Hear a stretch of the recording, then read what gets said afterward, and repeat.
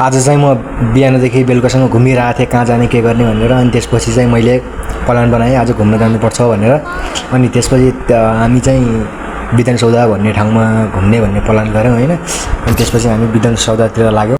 अनि चाहिँ गाडी साडी स्टार्ट गरेर अनि त्यसपछि त्यहाँबाट हामी बिना हेलमेटमा चाहिँ त्यहाँबाट हामी विधान सौदातिर यसो घुम्ने यसो रमाइलो गर्ने भनेर जाँदै भ्लग बनाउँदै अनि भिडियोहरू बनाउँदै त्यसपछि हामी त्यहाँदेखि लाग्यौँ।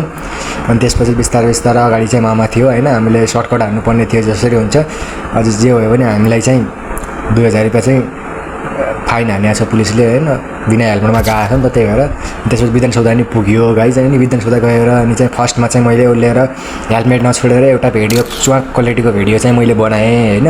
अनि खासै राम्रो त आएन, सब केटीहरू हेरिरहेको थिएँ होइन। मैले लाजलेमा कत्रो भिडियो नबनाइदिएँ। अनि त्यसपछि भ्लगतिर लाग्यो। अनि त्यसपछि मैले ब्याक क्यामेरा गरेँ अनि सबैलाई देखाएँ होइन, यस्तो उस्तो भन्दै अनि यताको भ्यूहरू देखाइदिएँ।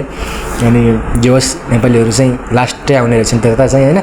अनि मैले भ्लग बनाउँदै थिएँ, केटाहरू चाहिँ अगाडि हिँड्दै थिएँ।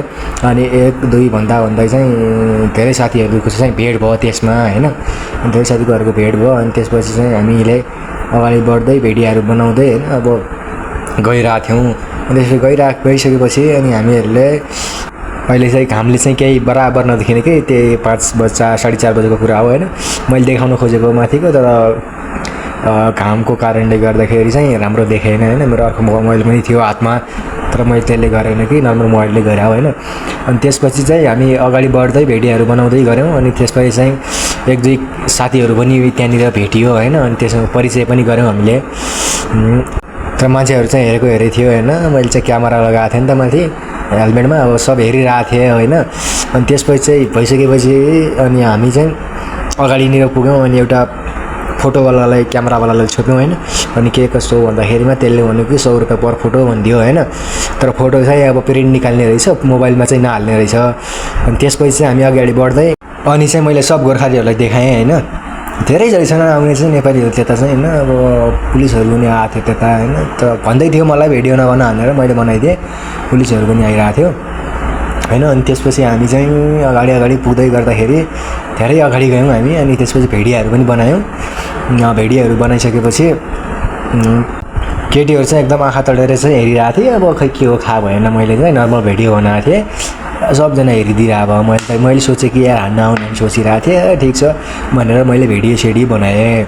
त्यसपछि मैले सोचेँ कि अब यो सूर्यलाई हटाउनुपर्छ भनेर सूर्यतिर देखाएँ। अनि सूर्यलाई चाहिँ मैले यसलाई फाल्नुपर्छ जसरी हुन्छ भनेर भनेँ। अनि केटाहरू चाहिँ अब हाँसे, एकछिन हाँसे है। अनि हाँस्यो भन्दाखेरिमा हाँस्यो। अनि ब्याक गरेँ मैले क्यामेरा, तिनीहरू गायब छन् त्यहाँबाट होइन। अनि ब्याक गरिसकेपछि लास्टमा पुगिसक्यो होइन। अनि बस्यौँ त्यहाँनिर बस्यौँ होइन। अनि चियावाला भन्छ कि चिया भन्दैछ होइन।